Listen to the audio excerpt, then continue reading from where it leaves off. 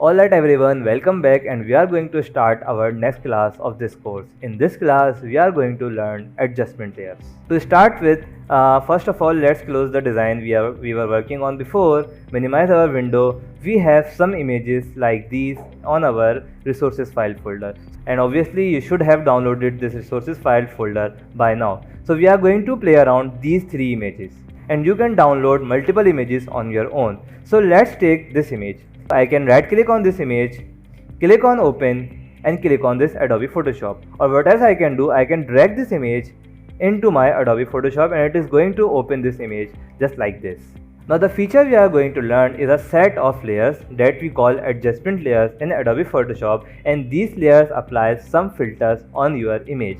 So to start with, the first one we are going to look at is a solid color. This side here is the button for adjustment layer, by the way, and if you open this panel, you have these different types of adjustment layers.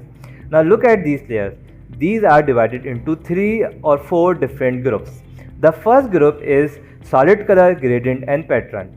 These 3 apply a simple layer on your screen. If you take solid color, it is going to apply a simple solid color on your screen just like that. I can change the color simply like this, and look at that. In your layers panel you have this layer right here. What else you can do, you can decrease the opacity of this layer to apply a nice little color on your any image. Alright, so that's it for this color overlay. Click on this layer. Now open the adjustment layer panel again. Now you have gradient.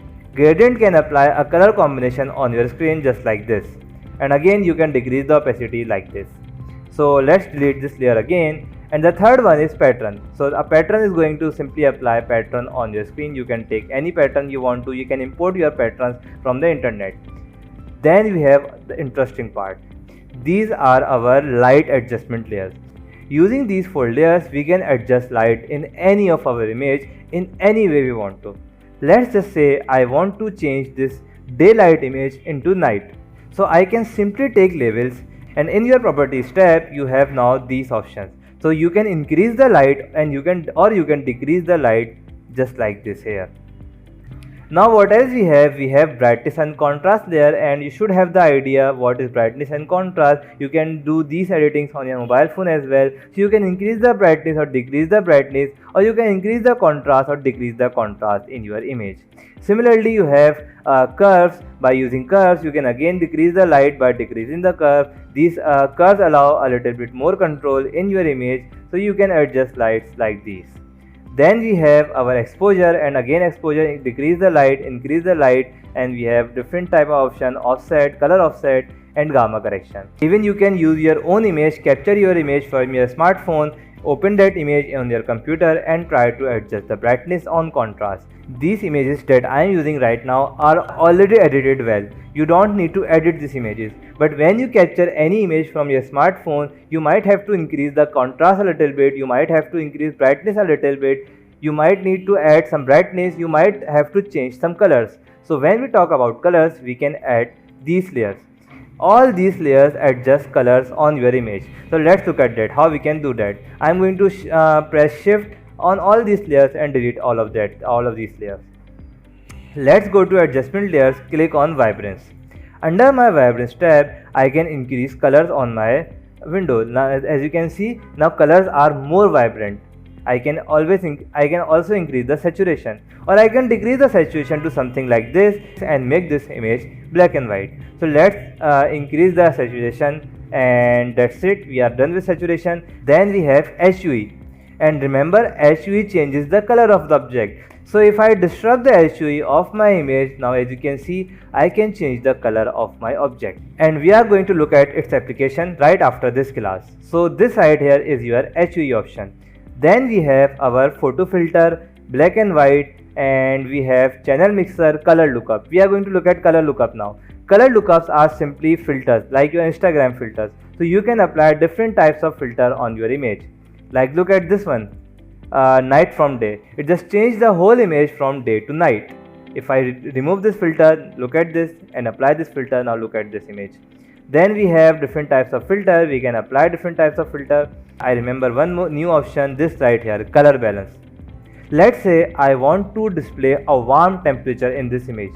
Let's say I want to display that the temperature was really hot when I captured this image. Generally in movies, when we want to express temperatures, like in this city the temperature was very warm and in the Russia the temperature was very cold. So if I want to display a cold temperature, I can make this image a little bit more blue like this.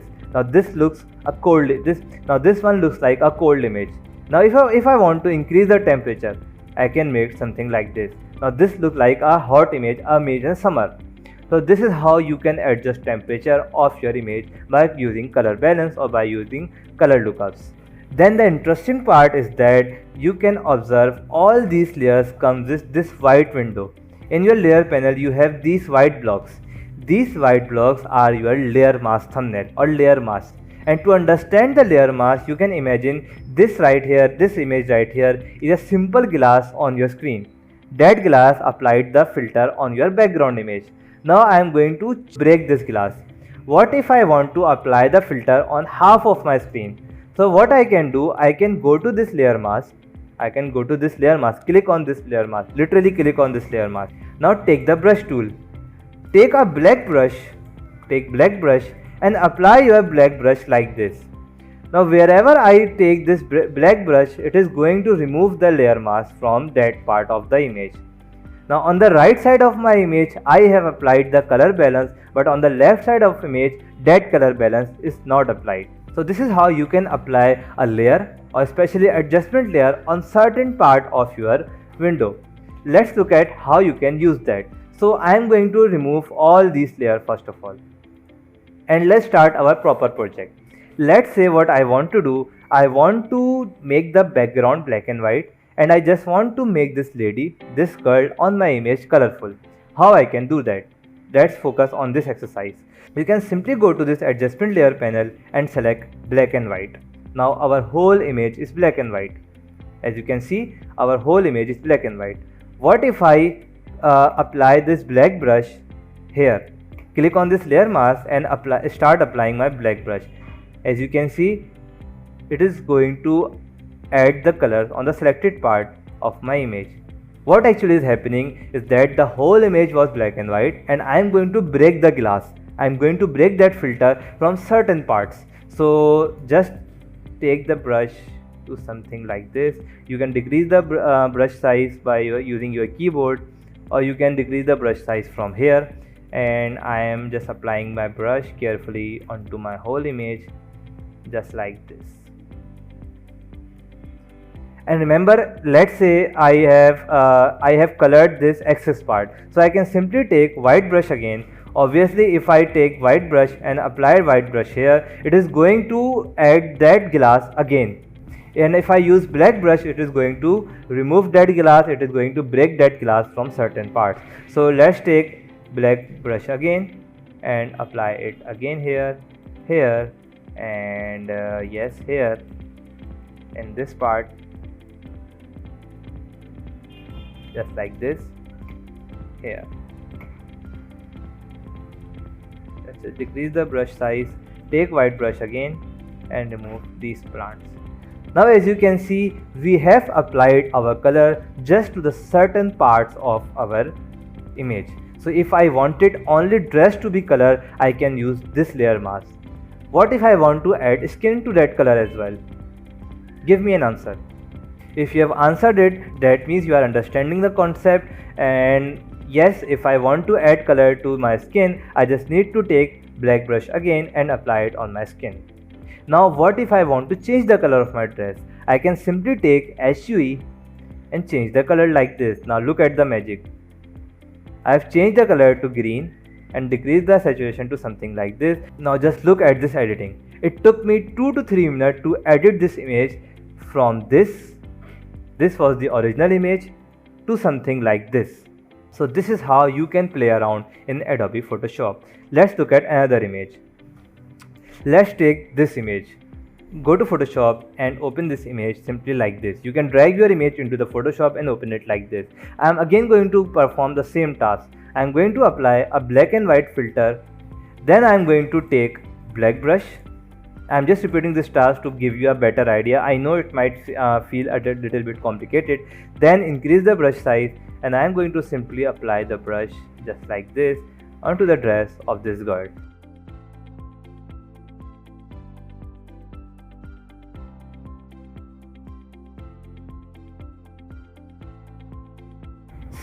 Alright, so I'm done with that. Now I am going to change the color of dress. Again, I am going to take HUE and simply change the color to green. Target green again, decrease the saturation, and now we have realistic green dress on our image. So we have these two exercises here, and these two images are available in the resources folder. You should be able to repeat this very simple adjustment layer task. Believe me, I have taught thousands of students, and if you will be able to do this, then you can simply go ahead and learn a lot of different types of tricks and different types of stuff on your own in Adobe Photoshop. Just practice this task, believe me.